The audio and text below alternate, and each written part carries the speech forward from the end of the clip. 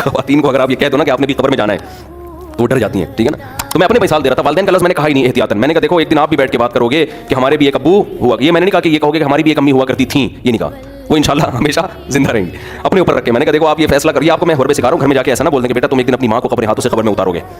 अगर आपने ये अल्फाज कह दिया तो फिर खुद जिम्मेदार हैं आप। हमेशा अपनी मिसाल दिया करें कि बेटा एक दिन मैं कब्र में उतरूंगा।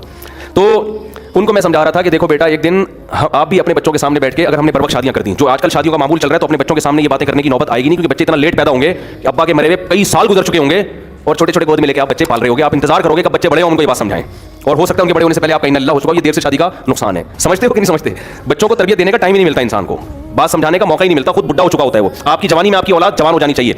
तो मैं उनको समझा रहा था देखो एक दिन आएगा कि आप भी बैठ के ये बातें अपनी औलादों को बता रहे हो कि हमारे वंस अपॉन अ टाइम एक हमारे भी अबू हुआ करते थे, ये करते थे, ये बातें करते थे, इस बात पे गुस्सा करते थे वगैरह वगैरह। तो इतनी तेजी से जिंदगी के अयाम मेरे भाई गुजर रहे हैं, कब्रिस्तान आबाद हो रहे हैं, मर मर के लोग धड़ धड़, और बहरिया टाउन में दिल लटके हुए हैं, बहरिया टाउन में प्लॉट, बहरिया टाउन में घर। अब तू क्या करेगा सर, तू देख तो सही है, बहुत खूबसूरत है बहरिया टाउन, मैं भी गया हूँ 2-3 दफा, वाकई बड़ा खूबसूरत है। लेकिन आदमी देखता है कि यार 2022 शुरू हो रहा है तो मेरी जिंदगी का 1 साल खत्म, तो मेरे लिए क्या करना है यार, खूबसूरत हो या बदसूरत हो, मैंने करना क्या है।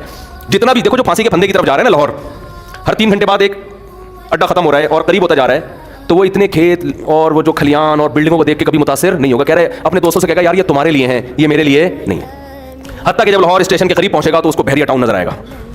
अब लोग कहेंगे उस फांसी पे लटकने वाले को कि देख क्या खूबसूरत बहरिया टाउन, क्या वो कहेगा तेरे लिए है, मेरे लिए नहीं है, मेरे तो पांव कब्र में लटके हुए हैं। तो भाई जैसे उस फांसी के फंदे के पांव कब्र वाले के पांव कब्र में लटके हुए ना, हम सबके लटके हुए हैं कब्र में। ये कुछ फहमी ना रहे कि वो जा रहे हैं हम नहीं जा रहे, कोई पता नहीं अगले साल हम में से आप में से कौन जिंदा रहता है कौन नहीं रहता। और